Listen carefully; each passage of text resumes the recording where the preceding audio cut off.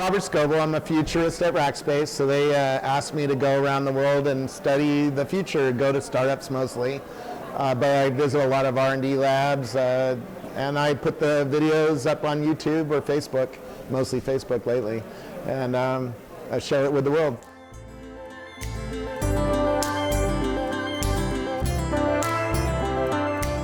I think because there's a few things happening all pretty close in time. One, we're now getting these things, and these things have 8 to 13 sensors in them, and they can study whether we're walking, running, jogging, driving a car, just by the sensors, right? And we're also putting a lot of sensors around our world. Buildings now have lots of sensors. I just visited the Jameson distillery in Ireland, and I asked the guy who runs the distillery, how many sensors are in this distillery? It's a brand new $100 million LEED certified building, right? Big distillery. He goes, I don't even know. And I go, you run this place. You don't know how many sensors? He goes, there's a sensor every few inches to do various things, study flow rates, heat, all sorts of chemical makeup of the whiskey, all sorts of fun stuff.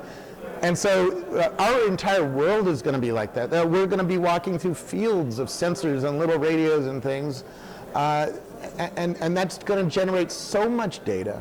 And heck with all the Internet of Things thing. Twitter is generating so much data. 500 million tweets a day right now. No human being can keep up with that. So what's the good tweet to read right now? You need a system that learns what the good tweet is, and it can't just be based on popularity, because then we would only see things about the Kardashians and Bieber, right? We wouldn't learn about the great polio breakthrough or something else, right?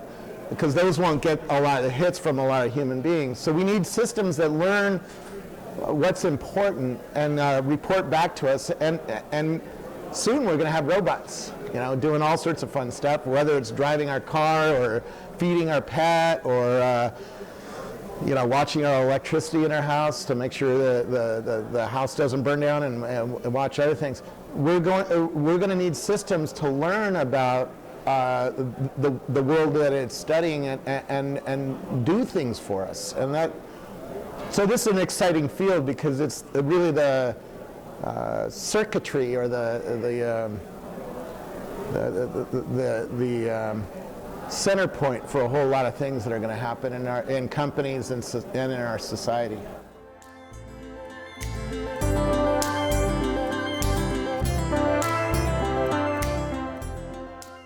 Why do you think AI and robotics are misunderstood? Because there are new things that are hard to understand for normal people. They're hard to understand for me. What makes it intelligent? To me, it looks like code, And I think one of the panelists had a really good definition of deep learning, where it can learn on its own. The old way of coding software was you took some input, is a light on, and you did something, right? A compiler is really good at that. But we haven't had good software that you teach it something, like this is green carpet, and then it figures out this is blue carpet on its own without me teaching it, hard coding it into the system. And having that kind of a flexible system that's going to learn new patterns is going to be really important in this new world where we have so much flow of information and so many new behaviors by human beings. I mean, soon we're going to be wearing sensors on our skin that are going to study our heart rates and our glucose levels and all sorts of fun stuff. And what is it going to learn about that? How is it going to study new diseases or new health problems that we didn't even foresee based on these sensors? That's going to be really interesting work,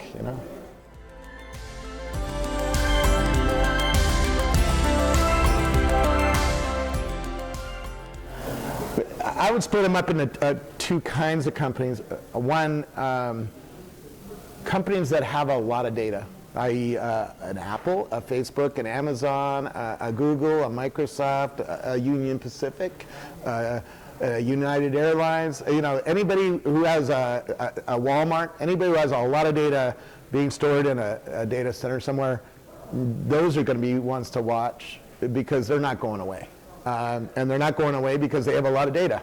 And they can use that data to build new products that serve us and make us happy, right? New brands, new products, new services, new things. OnStar is a great example of this. Chevrolet or General Motors developed OnStar because they noticed there's sensors in the car all of a sudden. There's connectivity to the global world, the internet, and a few other things, good microphones and good speakers in the car. And the costs of all that stuff have come way down because of the mobile phone and computer revolutions, right? So if you hit a tree, it says, hey, are you okay? You know, and if not, it sends an ambulance, and then it assists you in your life all day long. That's an example of a company that had a lot of data around and made a new service out of it and changed what you thought of as a car. Uber is one of my favorite examples because it took what we all know as a taxi or a limo ride and made it very different just by adding data on top.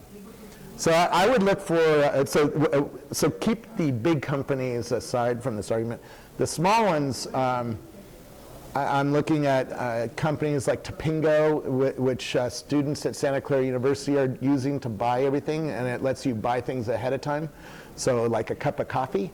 If I woke up at 7:30 this morning and I wanted a iced latte from my closest Starbucks, I could order it and have it ready before I got there. It's really pretty cool.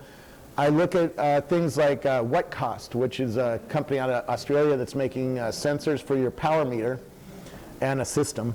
And it uses deep learning to watch the power going through your line, and it knows that your refrigerator just turned on and what brand it is. And then it compares, if everybody had What Cost in their garage, it would compare my refrigerator's performance to everybody else's refrigerator of the same model. And it would notice, oh, my refrigerator's getting worse over time and it's wasting energy because the engine's is burning out or is clogged by dust or something like that. So it could warn me, hey, get a refrigerator guy to fix your refrigerator, buy a new one, you'll save $50 a month on your energy, right? So that kind of company is interesting. You know, its predecessors like Nest and Revolve both got bought by Google already. so I predict What Cost will get bought pretty quickly too, because a lot of companies would love that data about what you turned on in your house. You know, that would be fun data to have.